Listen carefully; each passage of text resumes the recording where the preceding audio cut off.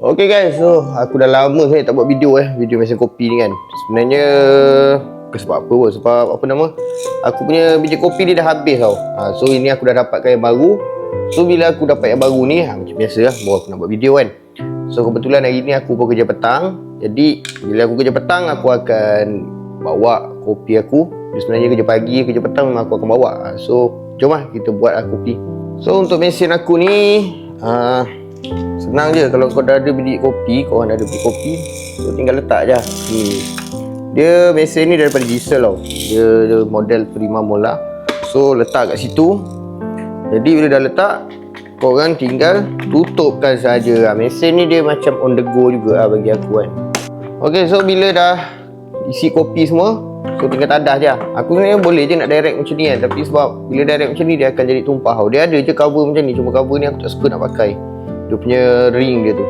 So kau akan letak macam ni, kemudian tekan je. Okay. So untuk, kalau kau nak tahu dia punya grinder kopi ni, dia memang dah set up lah untuk double shot. So bila dah siap, kau letak je dalam dia punya ni.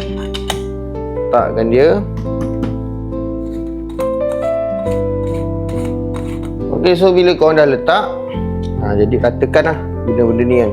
By the way, benda ni yang ini untuk aksesori luar. Dia tak sekali pun korang akan dapat dengan mesin ni. Okay, kemudian korang buat macam ni untuk ratakan kopi. Kemudian kita temkan dia. Okay, so bila dah tem, nanti macam ni lah jadi dia. Okay, so bila dah siap macam ni semua, letak dia macam ni. Kemudian bawah dia korang letak lah cawan korang. Okay, macam aku punya ni, yang ni pun sama, ni aksesori luar ni aku beli. Okay, kemudian kau letak macam ni. Lepas tu sebabnya tadi dia memang untuk double shot, jadi aku akan buat double shot lah. Okay, kemudian tekan je lah. Tunggu aja sampai dia keluar dia punya espresso dia.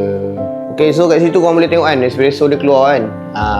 So benda ni lah yang momen yang antara yang best lah, bila korang ada mesin kopi sendiri dekat rumah ni.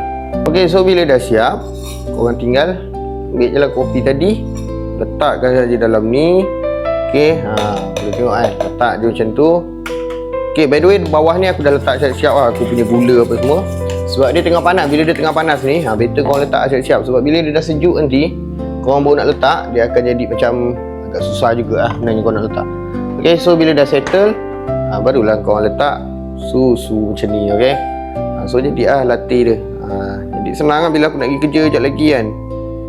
Okay, letak sampailah, ikutlah korang